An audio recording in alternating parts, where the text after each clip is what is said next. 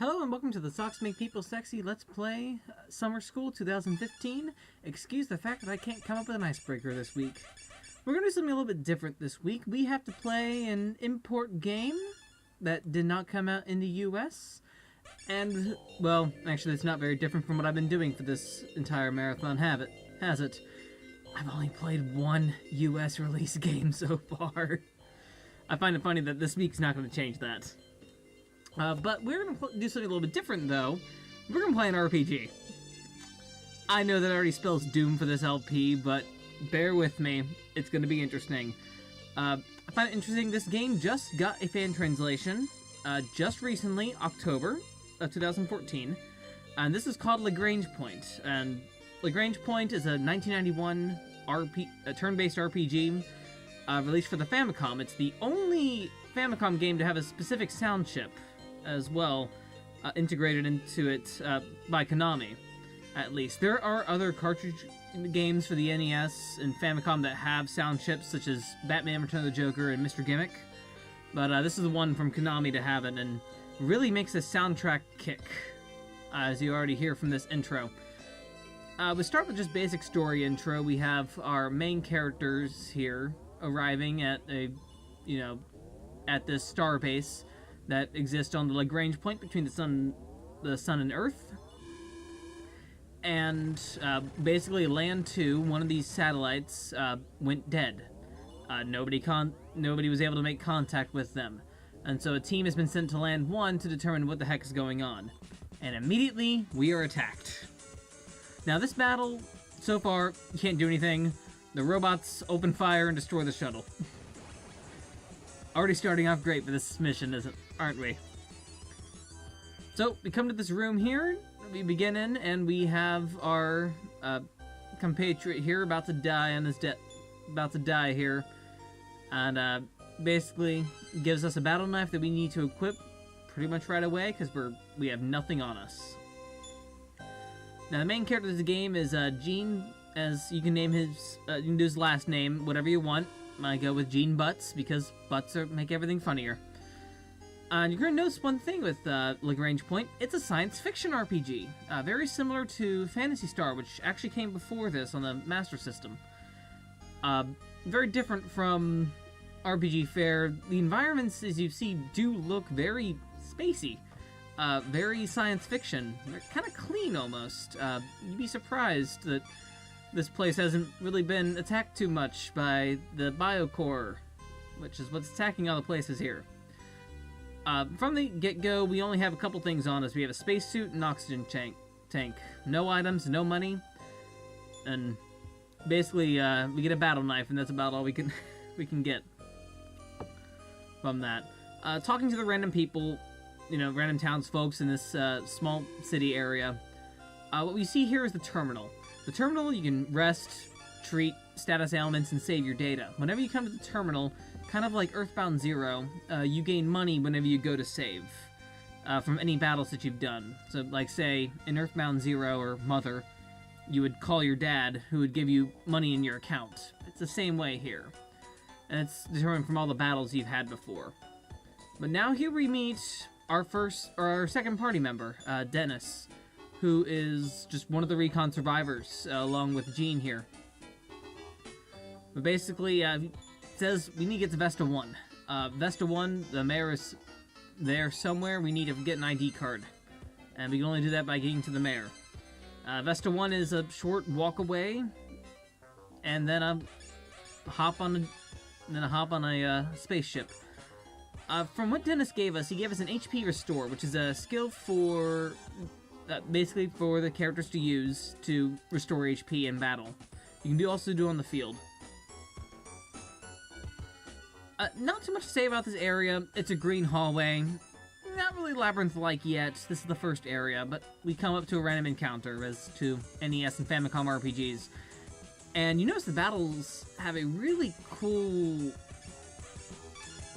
presentation. Yes, those bars that are moving towards and away from the enemies move based on who's attacking.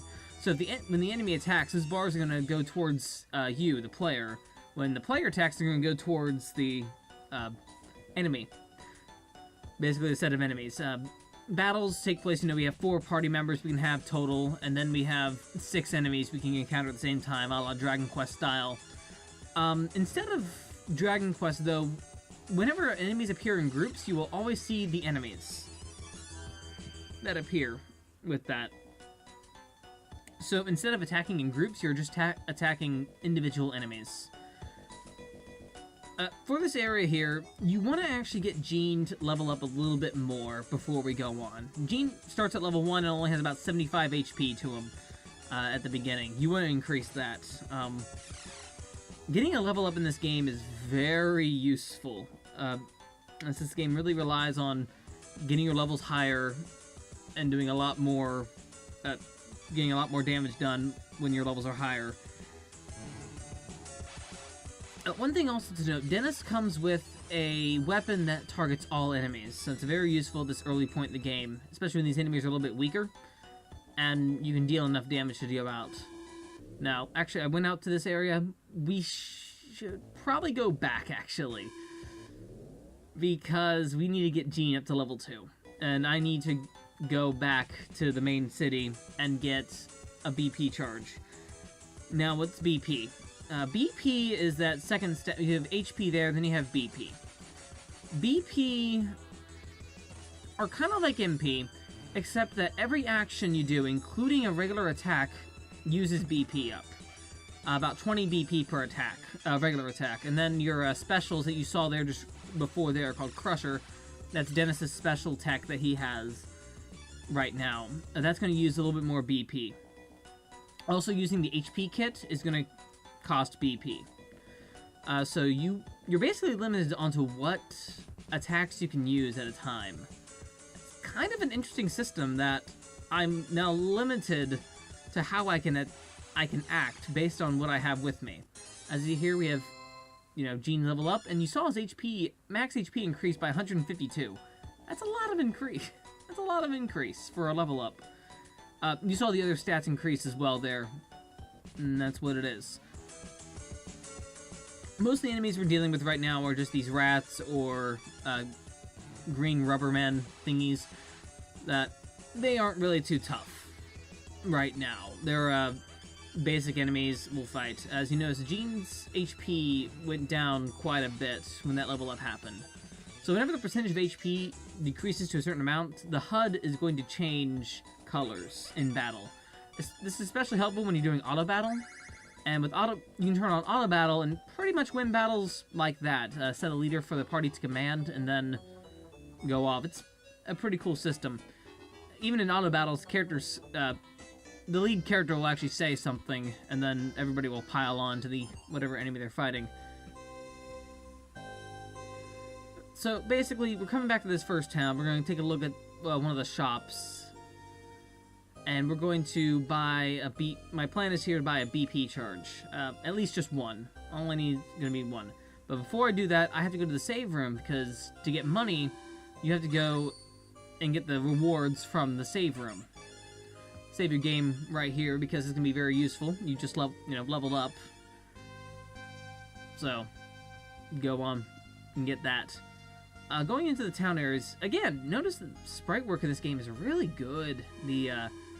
Even the details in that background there for the shopkeeper, the winking shopkeeper at us, who I'd hug her. But yeah, look at those bottles, look at those little details, lots of sprites, lots of good background stuff in this game. And basically, look at the what we have here. A BP charge costs 80. That's what we need to get. Just one should be good. The weapon shop, again, we don't really need too much right now. We have what we have at the moment. It's gonna be what that is. So yeah, and you notice the shopkeeper there's the little cyborg guy. He's pretty cute. One thing also, those computers, we don't have the item to access those yet. That ID card that we're looking for will access that and give us more information about what this world is coming to. What's actually happening on Land 1. And so far, I've not gotten too far into this game on my own file that I've been playing, but it's been a pretty good experience. Later in the game, you'll be getting to different vehicles to access different areas on land 1. A car, for example, is one, but you can only drive on roads. Makes perfect sense, but still. It's like any other RPG that's out there. It limits your limits what you can access at the beginning, and then slowly expands on that. What you can access. It's a very similar to what's kind of what really RPGs do on that. And NES RPG, this is a lot more advanced than, say, some of the earlier RPG works. Like, Dragon Quest goes to the linear progression. However, there were other RPGs in the system, especially that came out in the US, such as The Magic of Shihadeze, which I probably pronounced that wrong. Just go with that. In that particular game, the game was structured by levels, where you would have to complete everything in one location and then move on to the next one with no regard to what was before it. Now we're heading towards, actually for this game here, we're heading toward this area, a new area coming up. But in Magic of Shihadeze, basically whenever you complete a task in one level, you move on to the next one. But again, no regard for what was in the last area. Maybe giving you a place in the world, but in that game's particular sense, you're traveling through time. Makes sense, really, for that one. In this particular game, it's more structured like the SNES RPGs, these more story-driven experiences. This is a lot more story-driven than most NES RPGs anyway. And so from here, we're actually coming to a new area with a few more enemies. The robot things and the little squiggly eye guys, they're a little bit more powerful. They're going to do a little more damage to you. And you notice this area, we have actually more of a moonwalk effect, where when you start moving in a direction, you won't stop until you hit a button. Whenever you hit the B or the A button in the game, by the way, on the field, you can keep holding the button and turn in a direction, which allows you to not move from the place that you're in. It's a pretty handy technique, probably for later in the game, that I've probably not even seen yet. But for this area, you're mostly navigating this series of hills and cliffs on this moonside area, and what we need to do here is find the entrance to Vesta 1. Now in this area, you're probably going to be using a lot more BP. You need to manage that and just knowing what you need to, how much BP you're going to need to keep going. And like, I bought that BP charge just to make sure that I'm going to be able to survive this trek. Especially with these enemies who are doing a little bit more damage.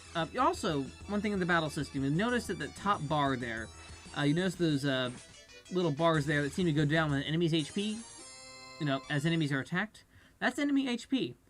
So you can see what enemies of HP, and they're in order of what enemy comes, and like the enemy to the farmost left will be the leftmost bar, and then the next enemy beside it is that bar. Pretty useful, so you can see what enemies have what HP. And again, you're going to notice the music is very good. Well, very almost FM quality sound for the NES, which is possible with that chip. One little fact about the music of this game, it was actually, I'm not sure who the composer is, or who the two composers are, but they were actually members of a Japanese pop band at the time. At the time of this game's release, and that's kind of interesting. The other cool thing about this game was how it was developed. Actually, Konami did a lot of weird kind of Capcom-ish Mega Man stuff to get kind of ideas from the game from readers of magazines at the time, and that to enemy designs, character development, and stuff like that. I thought that was kind of interesting to learn about.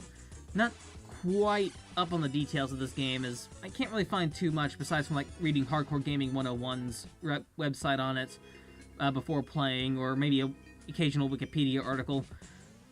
This game doesn't, I'm not able to find too much of the history of this game. It's kind of interesting. It's I have actually not heard of it until shortly before its fan translation release. I may have heard inklings of the game before, but honestly, a game I'm impressed with. It's As NES RPGs and Famicom RPGs go, it's very impressive. It plays very quickly, as you see from the battles here, these opening ones. It's a big random encounter rate, but that's something to expect from NES RPGs. But we're actually coming to the end here. We're coming up to Vesta 1, and when we get to Vesta 1, I'm going to go ahead and probably pause here, as I only have about 15 minutes, and I've already exceeded that. But nonetheless, Vesta 1, we come to this new area with red-themed town, because that's how we do. But in this town, the mayor is there, and we'll be able to get the ID card from that. But nonetheless, that is going to be the end of this. We're coming up to the end, and that's week 4 of this Let's Play Summer School. And I actually do recommend this game so far from what I've played. Definitely give it a go if you haven't. The fan translation does exist for it, as you see from here. This is Jetstorm4. Thank you for watching.